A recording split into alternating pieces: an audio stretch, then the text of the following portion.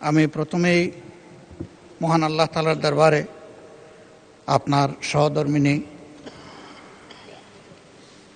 দিলারা হাফিজের আত্মার মাগফিরাত কামনা করছি এবং মহান মানবের দরবারে তার জন্য জান্নাতুল ফেরদাউস কামনা করছি। আমি আবারও ধন্যবাদ আপনাকে জ্ঞাপন করছি। গত 15 তারিখ অনুষ্ঠিত অধিবেশনে পয়েন্ট অফ অর্ডারে দাঁড়িয়ে গুরুত্বপূর্ণ বিষয়টি আমি আপনার দৃষ্টিতে আনতে সক্ষম হয়েছিলাম এবং আপনি অনুগ্রহ করে আমাকে পরামর্শ দিয়েছিলেন এই ব্যাপারে যথাযথভাবে নোটিশ প্রদান করার জন্য। সে নোটিশ প্রদান করা হয়েছে এবং আপনার অনুপস্থিতিতে মাননীয় ডেপুটি স্পিকারের দায়িত্ব পালন করেছেন। প্রাথমিক আলোচনার পর বিষয়টি আলোচ্য সূচিতে অন্তর্ভুক্ত করার সিদ্ধান্ত তিনি দিয়েছেন। নগদ নিয়ে এলো হার না মানা হার অফার। সর্বনিম্ন 10,000 টাকা রেমিটেন্স নগদে পাঠালে থাকছে স্বর্ণের হার জেতার সুযোগ। সে মোতাবেক আজকে দিনের শেষ আলোচ্য বিষয় হিসাবে 2 ঘন্টার জন্য এই বিষয় নির্ধারণ করা হয়েছে। আমি বিরোধী দলের পক্ষ থেকে আপনাকে আন্তরিক মোবারকবাদ জানাচ্ছি এটা সূচনা করার জন্য। বাংলাদেশের স্বাধীনতার এক এক করে 54 বছর অতিক্রম হয়েছে। এর মধ্যে অনেক সরকারই গঠিত হয়েছে এবং পরিবর্তন হয়েছে। মানুষের বিপুল প্রত্যাশার জায়গায় দাঁড়িয়ে আজকে আমরা সকলেই বলে থাকি যে স্বাধীনতার পূর্ণ আকাঙ্ক্ষা এখনো বাস্তবায়িত হয়নি।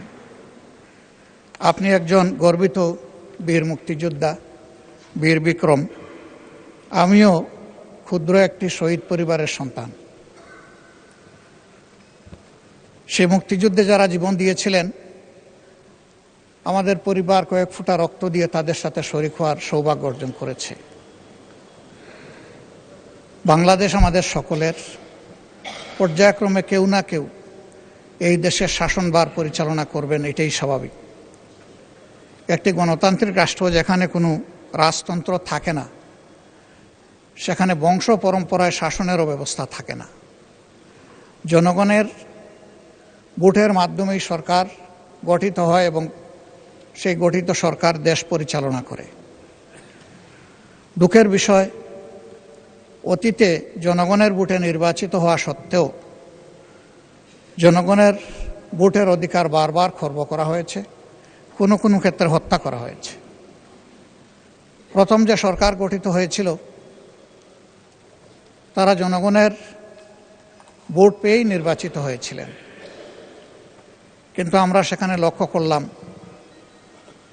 যারা বহুদলীয় গণতন্ত্রের কারণে এই সুযোগটা পেয়েছিলেন তারাই এসে বহুদলীয় গণতন্ত্রকে হত্যা করে একদলীয় বাকশাল কায়েম করলেন। 72-এ যে সংবিধান ছিল, এই সংবিধান তার অনেকটুকু এখানে হারিয়ে ফেলে। যখন একদলীয় কোনো শাসন ব্যবস্থা কোনো দেশে সাংবিধানিকভাবে স্বীকৃত হয়ে যায়, কার্যত সেই দেশে জনগণের ভোটের আর বড় কোনো মূল্যায়ন থাকে না। এভাবে বারবার সরকার এসেছে, সরকার গিয়েছে। সর্বশেষ 2009 সালে যারা সরকার গঠন করেছিলেন, 8 সালের একটা বোঝাপড়ার নির্বাচনের মধ্য দিয়ে তারা দেশে কি করেছেন তার জ্বলন্ত সাক্ষী আজকের এই সংসদ।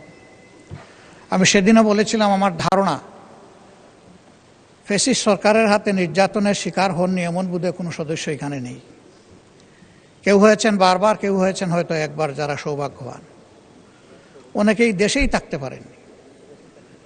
নির্যাতনের ভয়াবহতা এতটাই ভারী ছিল যে তারা নিজ জন্মস্থানের মাটি আঁকড়ে ধরে থাকতে পারেননি।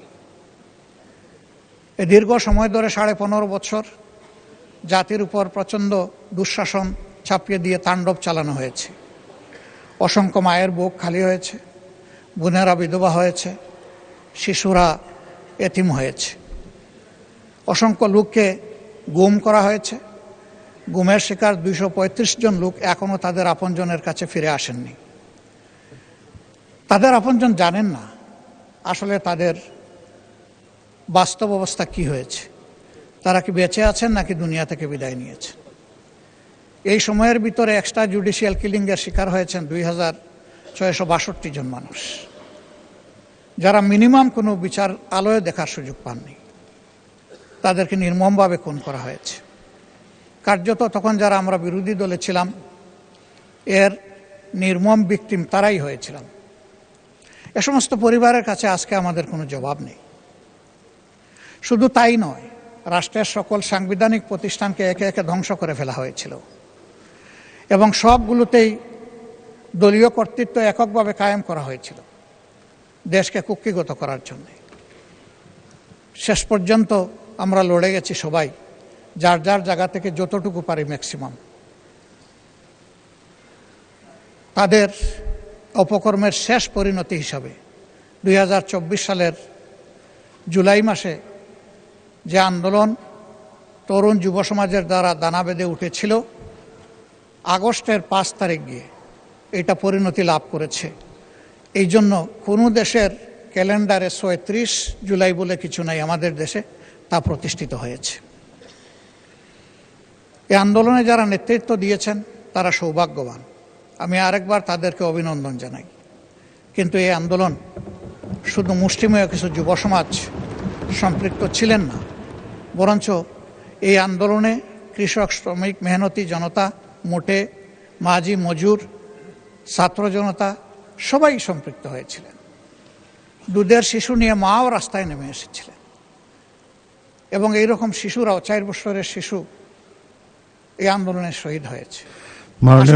মাননীয় বিরোধী দলের নেতা, আমি যাচ্ছি, ওই জায়গায় চলে যাচ্ছি। না, আমি আপনাকে বিনীতভাবে স্মরণ করে দিতে চাই, এটা 2 ঘন্টার আলোচনা। প্লিজ, আমি এই জায়গায় আপনারা যে তালিকা দিয়েছেন সেখানে তো অনেক টাইম আপনারা বেশি দিয়েছেন, সুতরাং সময়ের উপর একটু খেয়াল রাখবেন, পরে আপনি আবার বলার সুযোগ পাবেন। মাত্র 2-3 মিনিট নিচ্ছি মাননীয়। ওকে, প্লিজ, থ্যাংক ইউ। তো সেই প্রেক্ষাপটে ওই ফেসিবাদ যাতে আর ফিরে না আসে, এই জন্যই জুলাইতে আকাঙ্ক্ষা তৈরি হয়েছিল যে দেশ একটা ন্যায্যতার ভিত্তিতে, ন্যায় বিচারের উপরে একটা দেশ কায়েম হবে, যেখানে সবাই সবার সমান অধিকার পাবে নাগরিক হিসাবে।